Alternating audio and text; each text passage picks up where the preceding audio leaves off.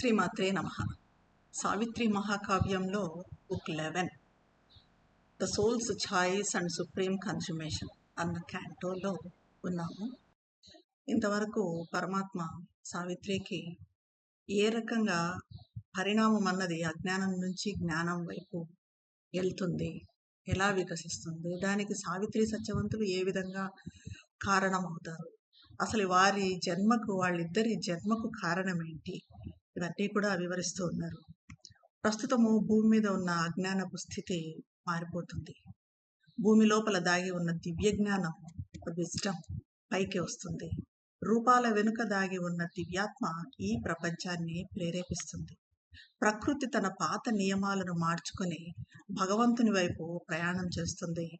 బాహ్య ప్రపంచము తన ముసుగును తొలగించి, ఇప్పుడు బయటికి కనిపిస్తున్న పదార్థాలన్నీ కూడా, వస్తువులన్నీ కూడా ముసుగులను తొలగించి వాటి వెనుక ఉన్న పరమాత్మను, వాటి వెనుక ఉన్న దివ్యాత్మను, సత్యాన్ని ప్రకటిస్తాయి. ప్రతి వస్తువులో అప్పుడు భగవంతుడు కనిపిస్తాడు. ఆత్మ శాంతి, ఆత్మ కాంతి, శక్తి అంతటా వ్యాపిస్తాయి. అడ్డంకులు తొలగిపోతాయి.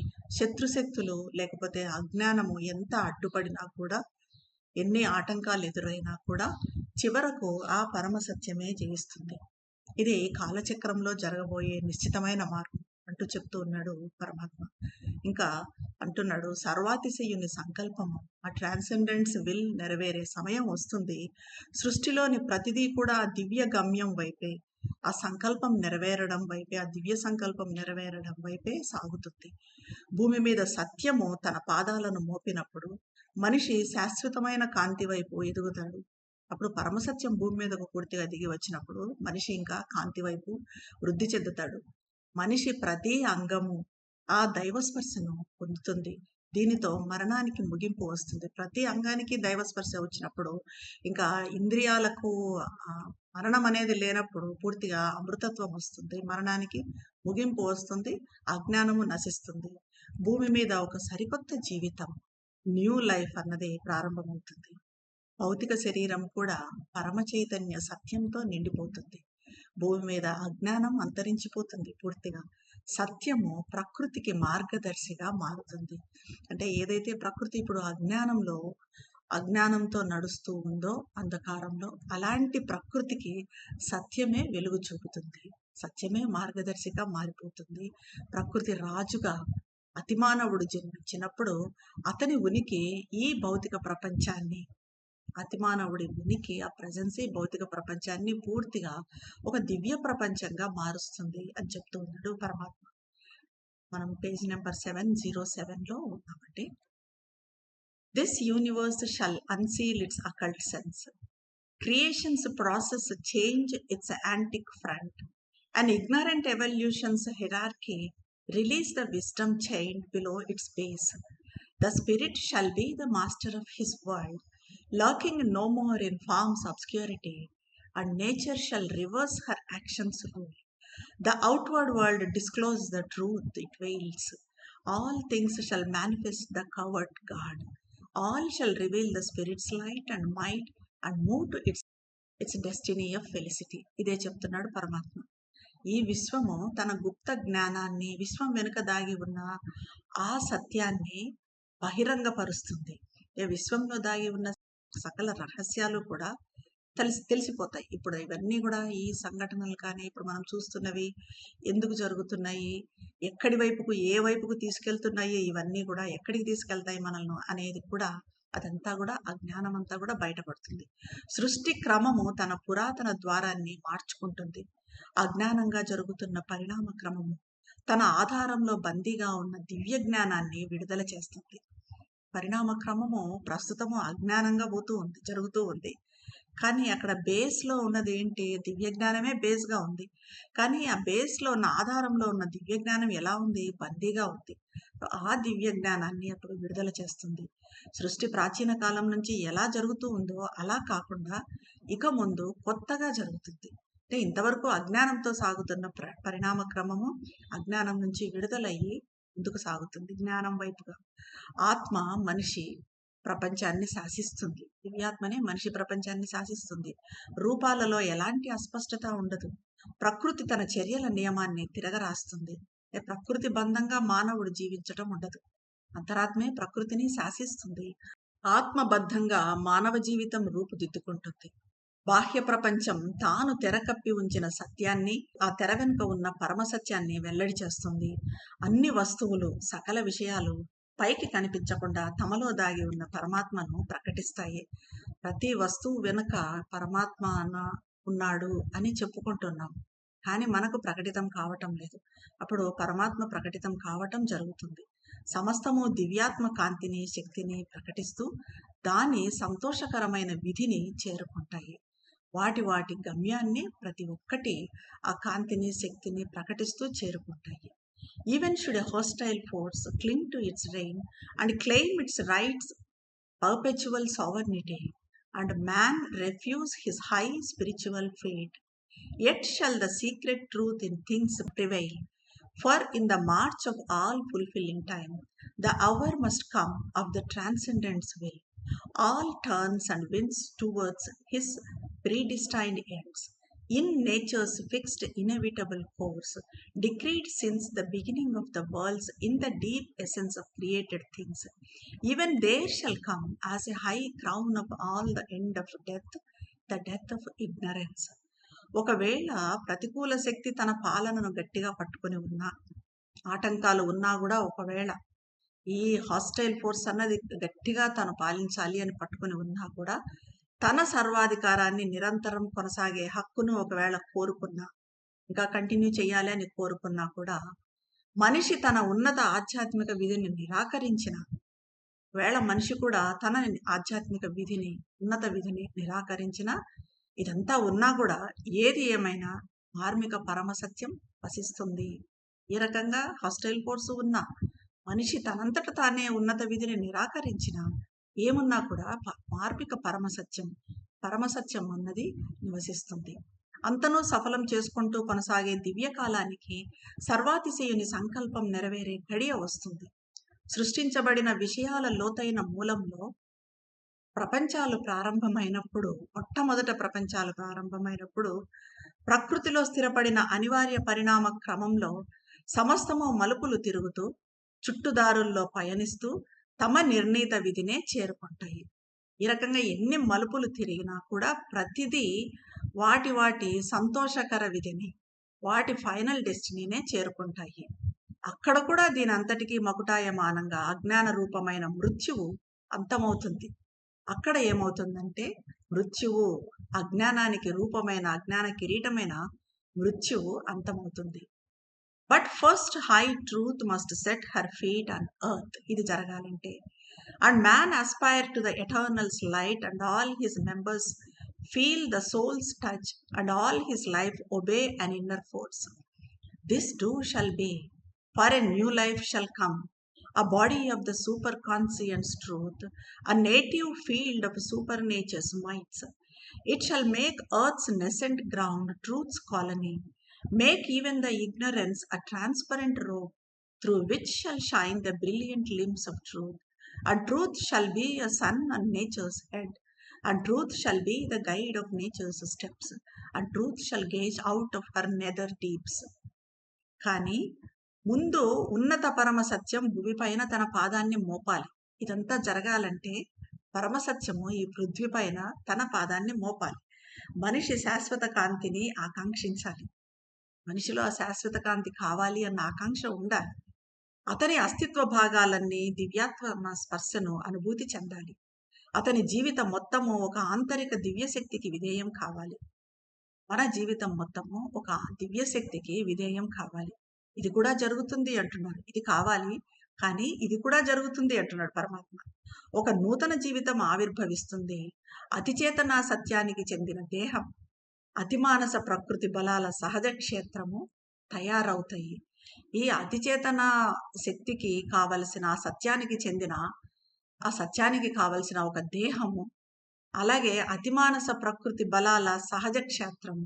అతిమానస ప్రకృతి ఉండాలి అంటే దానికి ఒక క్షేత్రము, ప్రస్తుతం ఉన్న భూమి లాంటి అజ్ఞాన క్షేత్రం కాకుండా అతిమానస ప్రకృతికి కావలసిన క్షేత్రం కూడా తయారవుతుంది. ఆ దేహము తయారవుతుంది, ఆ క్షేత్రము తయారవుతుంది. ఈ అతిమానస ప్రకృతి ధరణి తల్లి అచేతన క్షేత్రాన్ని పరమసత్యం తిరుగాడే వీధిగా చేస్తుంది.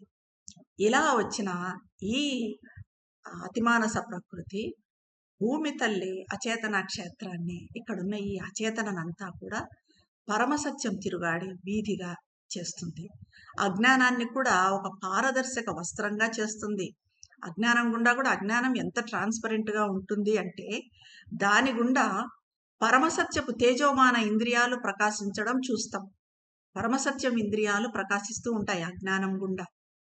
ప్రకృతి శిరస్సు పైన పరమసత్యము భానుడిలా మెరుస్తుంది. ప్రకృతి మీద, ప్రకృతికి మకుటాయమానంగా అప్పుడు అజ్ఞానం అన్నది ఉండదు, పరమసత్యం మెరుస్తూ ఉంటుంది. పరమసత్యం విశ్వ ప్రకృతి అడుగులుగా మారి దాన్ని నడిపిస్తుంది. ప్రకృతి నిమ్న లోతుల నుండి పరమసత్యం వీక్షిస్తుంది. ప్రకృతి నిమ్న లోతుల్లో క్రింద కూడా అజ్ఞానం అన్నది ఉండదు, అక్కడ కూడా పరమసత్యమే ఉంటుంది. When Superman is born as nature's king, his presence shall transfigure matter's world. He shall light up truth's fire in nature's night. He shall lay upon the earth truth's greater law. Man too shall turn towards the Spirit's call. Awake to his hidden possibility. Awake to all that slept within his heart and all that nature meant when earth was formed. And the Spirit made this ignorant world his home. He shall aspire to truth and God and bliss. విశ్వ ప్రకృతి రారాజుగా అతిమానవుడు జన్మించినప్పుడు, అంటే విశ్వ ప్రకృతిని ఏలే ఒక కింగ్గా అతిమానవుడు వస్తాడు. అప్పుడు అలా అతిమానవుడు జన్మించినప్పుడు అతని ఉనికి, అతని జస్ట్ ప్రజెన్స్ విశ్వ పదార్థాన్నే మార్చేస్తుంది, ఎక్కడా అచేతనము అజ్ఞానము లేకుండా. అతను పరమసత్యపు జ్వాలను విశ్వ ప్రకృతి నిశీధిలో వెలిగిస్తాడు. విశ్వ ప్రకృతిలో ఉన్న నిశీధిలోనే పరమసత్యపు జ్వాలను వెలిగిస్తాడు. పరమసత్యపు ఉన్నత ధర్మాన్ని ధరిత్రిపై, ఈ భూమిపై స్థాపిస్తాడు. ఆ ఉన్నత ధర్మము, పరమసత్యపు ఉన్నత ధర్మం భూమి మీద స్థాపితమవుతుంది. మనిషి కూడా దివ్యాత్మ పిలుపు వైపు మళ్ళుతాడు. అప్పుడు మనిషి కూడా అజ్ఞానం నుంచి బయటపడి దివ్యాత్మ పిలుపు వైపు మళ్ళుతాడు. అతిమానవుని ప్రజెన్స్తో ఇదంతా తనలో దాగి ఉన్న సంభావ్యతల వైపు మనిషి జాగృతమవుతాడు. తన హృదయంలో నిద్రిస్తున్న మొత్తానికి మనిషి జాగృతమవుతాడు. పృథ్వీ ఏర్పడినప్పుడు ప్రకృతి ఏ ఉద్దేశంతో ఏర్పడిందో దాని వైపు జాగృతమవుతాడు. పృథ్వీ ఏర్పడినప్పుడే ప్రకృతి ఏ ఉద్దేశంతో ఏర్పడిందో దాని వైపుగా జాగృతమవుతాడు. దివ్యాత్మ ఈ అజ్ఞాన ప్రపంచాన్ని అతని గృహంగా ఏ ఉద్దేశంతో చేసిందో, ఈ ప్రపంచం అసలు ఎందుకు మనిషి అజ్ఞాన గృహంగా ఉంది అన్నది, ఈ ప్రపంచం అజ్ఞానంతో ఎందుకు ఉంది, ఏ ఉద్దేశంతో ఇలా అయింది అన్నది ఆ పరమసత్యం కోసం తెలుసు. ఆ పరమసత్యాన్ని తెలుసుకొని, ఏ పరమసత్యం కోసం అయితే ఇదంతా జరుగుతుందో ఆ పరమసత్యాన్ని తెలుసుకుంటాడు. పరమసత్యం కోసం, పరమానందం కోసం ఆకాంక్షిస్తాడు. Interpreter of a divine law and instrument of a supreme design, the higher kind shall lean to lift up man. Man shall desire to climb to his own heights. The truth above shall wake a nether truth. Even the dumb earth become a sentient force. The spirit's tops and nature's base shall draw near to the secret of their separate truth and know each other as one deity. ఒక దివ్య ధర్మాన్ని వివరిస్తూ సర్వోన్నత ప్రణాళికలో ఒక సాధనం అవుతాడు మనిషి. మనిషిని ఉద్ధరించటానికి ఉన్నత జాతి భూమి మీదకు దిగి వస్తుంది. అజ్ఞానంలో ఉన్న మనిషిని ఉద్ధరించడానికి ఎప్పుడైతే అతను ఆకాంక్షిస్తాడో అప్పుడు ఆ మనిషిని ఉద్ధరించడానికి ఒక ఉన్నత జాతే భూమి మీదకు దిగి వస్తుంది. తన స్వీయ ఉన్నతాలను ఆరోహించాలని మనిషి కోరుకోవాలి. అప్పుడు ఊర్ధ్వంలో ఉన్న సత్యం నిమ్న సత్యాన్ని మేలుకొల్పుతుంది. కానీ మనిషి కూడా కోరుకోవాలి, ఏమి తన స్వీయ ఉన్నతాలను ఆరోహించాలి, ఆ ఉన్నతాలను ఆరోహించాలి అని మనిషి కోరుకోవాలి. అప్పుడు ఊర్ధ్వంలో ఉన్న సత్యము, పరమసత్యము నిమ్న సత్యాన్ని మేలుకొల్పుతుంది. మూగగా ఉన్న భూమి కూడా ఒక చైతన్య శక్తిగా మారుతుంది. దివ్యాత్మ శిఖరాలు విశ్వ ప్రకృతి ఆధారం. అవి వేరుపడిన రహస్యానికి దగ్గరవుతాయి. అవి ఇరువురు ఒకే ఒక దైవంగా తెలుసుకుంటాయి. ఇది దివ్యాత్మ శిఖరాలు, విశ్వ ప్రకృతి ఆధారం, కింద ఉన్న ఆధారము, ఆ పైన ఉన్న శిఖరాలు, ఈ రెండు ఒకటైతాయి. ఈ రెండు ఒకే ఒక దైవంగా తెలుసుకుంటాయి. The spirit shall look out through matter's gauge, and matter shall reveal the spirit's face. Then man and superman shall be at one, and all the earth become a single life. Even the multitude shall hear the voice and turn to commune with the spirit within. and strive to obey the high spiritual law. This earth shall stir with impulses sublime. Humanity awake to deepest self. Nature the hidden Godhead recognize. దివ్యాత్మ విశ్వ పదార్థం నుంచి బయటకు చూస్తుంది. పదార్థం నుంచి కూడా ఆత్మ బయటకు చూస్తుంది. పదార్థము భౌతికము మన శరీరం దివ్యాత్మ వదనాన్ని ప్రకటిస్తుంది. పదార్థం భౌతికం అంటే మన శరీరమే, దివ్యాత్మ వదనాన్ని దివ్యాత్మ కనిపిస్తుంది. మనిషి అతిమానవుడు ఒకటవుతారు. సమస్త పృథ్వీ ఒకే జీవితంగా దివ్య జీవనంగా మారుతుంది. బాహుళ్యం కూడా దివ్యస్వరాన్ని వింటుంది, తనలోని దివ్యాత్మతో సంభాషిస్తుంది. మల్టిట్యూడ్ కూడా తనలో ఉన్న ఒకే ఒక ఆత్మతో, మల్టిట్యూడ్గా ఉన్న తనలో ఉన్న ఒకే ఒక ఆత్మతో, ఏకైక ఆత్మతో సంభాషిస్తుంది. ఉత్కృష్టమైన ప్రేరణలతో ఈ భూమి కదిలిపోతుంది. మానవజాతి అంతరలోతుల్లోని ఆత్మకు జాగృతమవుతుంది. మానవజాతి మొత్తము లోపల వాళ్ళ లోతుల్లో ఉన్న ఆత్మగా ఒకే ఒక ఆత్మకు, దివ్యాత్మకు జాగృతమవుతారు. విశ్వ ప్రకృతి తనలో దాగి ఉన్న పరమాత్మను గుర్తిస్తుంది. ఈ రకంగా పరమాత్మ ప్రకృతిలో దాగి ఉన్నాడు. ఆ దాగి ఉన్న పరమాత్మను ప్రకృతి కూడా గుర్తిస్తుంది. Even the many shall some answer, make and bear the splendor of the divine's rush and his impetuous knock at unseen doors. A heavenlier passion shall upheave men's lives. Their mind shall share in the ineffable gleam. Their heart shall feel the ecstasy and the fire. Earth's bodies shall be conscious of a soul. Mortality's bond slaves shall unloose their bonds. Mere men into spiritual beings grow and see awake the dumb divinity. సామాన్యులు కూడా, మామూలు వాళ్ళు సైతము ఏదో ఒక సమాధానాన్ని సిద్ధం చేసుకుంటారు. ఆ భగవంతుని వేగాన్ని, ఆయన వైభవాన్ని అందుకుంటారు, దాన్ని భరిస్తారు.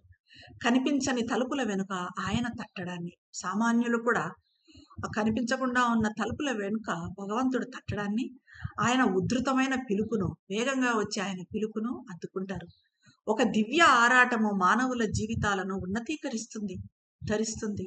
ఒక దివ్య ఆరాటం అంటే మానవుల జీవితాలు ఆరాటంతో ఇంకా ఇంకా భగవంతుని తెలుసుకోవాలి, భగవంతుని పిలుపుని వినాలి అన్న ఆరాటంతో ఉద్ధరించబడతాయి. వాళ్ళ మనసులు ఆ వర్ణించ శక్యం కాని కాంతిలో భాగస్వామ్యం పంచుకుంటాయి. వాళ్ళ హృదయాలు, మనుషుల హృదయాలు ఆ పరమానందాన్ని, దివ్యాగ్నిని అనుభవిస్తాయి. భూమిపై ఉన్న భౌతిక శరీరాలు తమలోని అంతరాత్మను గురించి చైతన్యవంతం అవుతాయి. మృత్యువుకు బానిసలైన వారు తమ బంధాలను తెంచుకుంటారు. అంతవరకు మృత్యువుకు బానిసలుగా ఉన్న మనుషులు ఆ బంధాల నుంచి బయటపడతారు. సాధారణ మనుషులు, మామూలుగా కనపడుతున్న వాళ్ళు కూడా ఆధ్యాత్మిక జీవులుగా ఎదుగుతారు, వృద్ధి చెందుతారు. తమలో నిగూఢంగా నిద్రిస్తున్న దైవత్వం మేలుకోవటాన్ని సామాన్యులు కూడా దర్శిస్తారు. Intuitive beams shall touch the nature's peaks. A revelation stir the nature's depths. The truth shall be the leader of their lives. Truth shall dictate their thought and speech and act.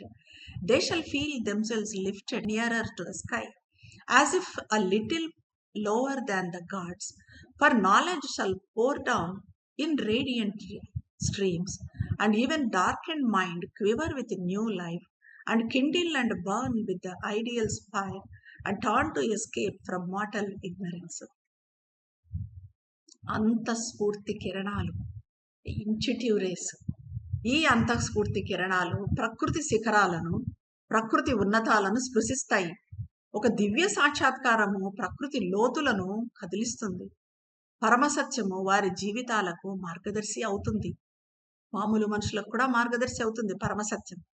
పరమసత్యం వారి ఆలోచనను, మాటను, చర్యను, వాళ్ళు చేసే పనులను శాసిస్తుంది. అంటే వాళ్ళ మాటలు కానీ, వాళ్ళ ఆలోచనలు కానీ, వాళ్ళు చేసే పనులు కానీ అంతా పరమసత్యం ప్రకారంగానే ఉంటాయి. తాము స్వర్గానికి మరింత దగ్గరగా ఉద్ధరించబడినట్టుగా సాధారణ మానవులు కూడా భావిస్తారు. దేవతల కంటే కొంచెం మాత్రమే తక్కువైన స్థితిని పొందుతారు. దేవతల కన్నా కొంచెం కింద ఉన్న స్థితిని పొందుతారు. అంతవరకు వృద్ధి చెందుతారు. ఎందుకంటే జ్ఞానము ప్రకాశవంతమైన ధారలుగా కురుస్తుంది. ఎందుకలా జరుగుతుంది అంటే అప్పుడు జ్ఞానము ఒక ధారలాగా, వర్షపు ధారలాగా కురుస్తూనే ఉంటుంది. చీకటితో నిండిన మనసు సైతము నూతన జీవితంతో కంపించిపోతుంది. ఆదర్శాల దివ్యాగ్నితో ప్రజ్వరిల్లి రగులుకుంటుంది. మర్త్య అజ్ఞానం నుండి తప్పించుకోవటానికి మార్గము సుగమం చేసుకుంటుంది. The frontiers of the ignorance shall recede. More and more souls shall enter into light. Minds lit inspired, the occult summoner here, and lives blaze with a sudden inner flame, and hearts grow enamored of divine delight, and human wills tuned to the divine will. These separate selves, the spirit's oneness feel. These senses of a heavenly sense grow capable, the flesh and nerves of a strange ethereal joy, and mortal bodies of immortality. అజ్ఞానపు సరిహద్దులు వెనక్కి తగ్గిపోతాయి. అంటే అజ్ఞానం నెమ్మదిగా తగ్గిపోతూ వస్తుంది. ఇంకా ఇంకా ఎక్కువ అంతరాత్మల కాంతిలోకి ప్రవేశిస్తాయి. మనుషుల అంతరాత్మలు ఇంకా ఇంకా ఎక్కువగా కాంతుల్లోకి ఒకరి చేత ఒకరు ఇన్స్పైర్ అవుతూ ఇంకా ఇంకా ఎక్కువగా కాంతిలోకి ప్రవేశిస్తారు. మనసులు జ్ఞానదీప్తమై జ్ఞానంతో వెలుగుతూ ప్రేరణ పొంది ఆ గూఢ అంతఃచేతన పిలుపును వింటాయి. అంతఃచైతన్య పిలుపును వింటాయి. జీవితాలు అదంతా మనసులు.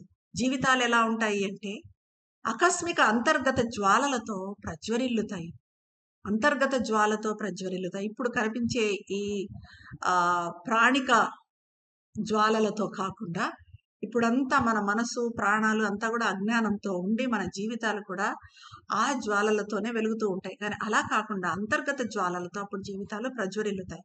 హృదయాలు దివ్య ఆనందానికి ఆకర్షించబడి పరవశమవుతాయి. మానవ సంకల్పాలు దైవ సంకల్పంతో శృతి కలుస్తాయి. ఈ విభిన్న వ్యక్తిగత అస్తిత్వాలు పరమాత్మ ఏకత్వాన్ని అనుభవిస్తాయి. ఈ ఇంద్రియాలు ఇప్పుడు ఎలా ఉన్న ఇంద్రియాలు అప్పుడు స్వర్గీయ అనుభూతిని పొందే సామర్థ్యాన్ని సంతరించుకుంటాయి. స్వర్గీయ ఆనందం ఇప్పుడు వచ్చినా కూడా మన ఇంద్రియాలు, మన పదార్థము, మన భౌతికము దాన్ని అందుకోలేదు, దాన్ని అనుభవించలేదు, దాన్ని తట్టుకోలేదు. కానీ అప్పుడు ఆ తట్టుకునే శక్తి వస్తుంది. ఈ ఇంద్రియాలు స్వర్గీయ అనుభూతిని పొందే సామర్థ్యాన్ని సంతరించుకుంటాయి. శరీర మాంసము, నరాలు ఒక వింతైన అలౌకిక ఆనందాన్ని పొందుతాయి. నశ్వరమైన మర్త్య దేహాలు అమరత్వాన్ని పొందుతాయి. ఇప్పుడు నశించిపోయే దీంతో ఉన్న ఈ మర్త్య దేహాలు 100 years, 80 years, 90 years తర్వాత చనిపోయే ఈ దేహాలు అమరత్వాన్ని, మరణం అంటూ లేకుండా అమరత్వాన్ని పొందుతాయి అంటూ చెప్తూ ఉన్నాడు చిట్ట చివరగా పరమాత్మ. A divine force shall flow through tissue and cell, and take the charge of breath and speech and act, and all the thoughts shall be a glow of suns, and every feeling a celestial thrill. Often a lustrous inner dawn shall come lighting the chambers of the slumbering mind. A sudden bliss shall run through every limb, and nature with a mightier presence fill. Thus shall the earth open to divinity, and common natures feel the wide uplift, illumine common acts with the Spirit's ray, and meet the deity in common things. Nature shall live to manifest secret God. The Spirit shall take up the human play. This earthly life become the life divine. Nature shall live to manifest secret God. The Spirit shall take up the human play. The earthly life becomes the life divine. అంటున్నాడు పరమాత్మ. ఒక దివ్య శక్తి ప్రతి కణజాలము ద్వారా ప్రవహిస్తుంది. శ్వాస, మాట, ఇంకా కర్మల బాధ్యతను తానే స్వీకరిస్తుంది ఈ దివ్య శక్తి. ఆపై ఆలోచనలన్నీ కూడా సూర్యుల తేజస్సులాగా ప్రకాశిస్తాయి. ప్రతి అనుభూతి ఒక స్వర్గీయ పులకింతగా మారుతుంది. అప్పుడు ప్రతి అనుభూతి ఒక స్వర్గ పులకరింతగా ఆ టైప్ ఆఫ్ సుఖంతో, ఆ టైప్ ఆఫ్ సంతోషంతో మారుతుంది. తరచుగా ఒక కాంతివంతమైన అంతర్గత ఉషోదయం ఉదయిస్తుంది. అది నిద్రిస్తున్న మనసు గదులను, అజ్ఞానంతో నిద్రిస్తున్న మనసు గదులను వెలిగిస్తుంది. ఒక ఆకస్మిక పరమానందం ప్రతి అంగంలోనూ, ప్రతి ఇంద్రియంలోనూ ఒక పరమానందము పరుగులు తీస్తుంది. ప్రకృతి ఒక మహోన్నతమైన దైవ సాన్నిధ్యంతో నిండిపోతుంది. ఈ విధంగా భూమి దివ్యత్వానికి తలుపులు తెరుస్తుంది. ఎంత అద్భుతంగా శ్రీ అరవిందులు మనకు ఆశాభావాన్ని కలిగిస్తున్నారు. ఇక్కడ దివ్య జీవనం అన్నది తప్పనిసరిగా భూమి మీద నెలకొంటుంది. అది ఎలాంటి పరిస్థితుల్లో వస్తుంది, ఏ రకంగా దిగి వస్తుంది అన్నది కూడా ఎంత అద్భుతంగా వివరిస్తున్నారు చూడండి. సామాన్య స్వభావాలు సైతం ఆ విస్తృత ఆధ్యాత్మిక ఉద్ధరణను పొందుతాయి. అప్పుడు మామూలు మనుషులు కూడా సాధారణ కర్మలు, మామూలుగా చేసే పనులు కూడా, ఇప్పుడు మనం ఇంట్లో చేసే పనులు ఇవన్నీ కూడా పరమాత్మ కాంతి కిరణంతో ప్రకాశిస్తాయి ప్రతిదీ. ఎలా అయితే సావిత్రి యోగంలో సావిత్రి మొత్తం సిద్ధి పొందిన తర్వాత అప్పుడు పనులు చేస్తుంటే ఏ రకంగా ఆ దివ్యత్వంతో సావిత్రి చేస్తున్న పనులు వెలిగేవో ఆ రకమైన సామాన్యుల పనులు కూడా, సామాన్యులు చేసే కర్మలు కూడా ఆ రకంగా వెలిగిపోతాయి, ప్రకాశిస్తాయి. దైనందిన సాధారణ విషయాల్లోనే దైవము సాక్షాత్కరిస్తాడు. ఇప్పుడు మనం చెప్పుకుంటున్నట్టుగా దైనందిన విషయాల్లో, రెగ్యులర్గా చేసే విషయాల్లో కూడా భగవంతుడు సాక్షాత్కరిస్తూ ఉంటాడు. రహస్యంగా దాగి ఉన్న భగవంతుడిని వ్యక్తపరచటానికే ప్రకృతి జీవిస్తుంది. ప్రకృతి తనలో ఉన్న భగవంతుని వ్యక్తపరచడానికి, అభివ్యక్తం చేయటానికే ప్రకృతి జీవిస్తుంది. ఆ దివ్యాత్మ మానవ లీలను తన చేతుల్లోకి తీసుకుంటుంది ప్రకృతి. ఈ లౌకిక భూమిపై జీవితమే దివ్య జీవితంగా రూపాంతరం చెందుతుంది. ఈ భూమిపై ప్రస్తుతం లౌకికంగా కనిపించే ఈ భూమిపై జీవితము ఆర్డినరీ లైఫ్ డివైన్ లైఫ్గా, దివ్య జీవితంగా రూపాంతరం చెందుతుంది. ఇక్కడితో ఈ పరమాత్మ చెప్తున్న ఈ మధుర సంగీతంలో, అంటే సావిత్రికి వినిపిస్తున్న వాక్యాలు ముఖ్యంగా చిట్ట చివరివి. Nature shall live to manifest secret God, the spirit shall take up the human play, this earthly life become the life divine అని చెప్పడంతో సావిత్రికి వినిపిస్తున్న ఈ పరమాత్మ వాక్కులు ఇక్కడితో ఆగిపోతాయి. తర్వాత ఏం జరుగుతుంది అన్నది నెక్స్ట్ సెషన్లో చూద్దామండి. ఇది నెక్స్ట్ సెషన్లో మనం చూడబోయేది లాస్ట్ పార్ట్, 11th బుక్లో లాస్ట్ పార్ట్. ధన్యవాదాలు.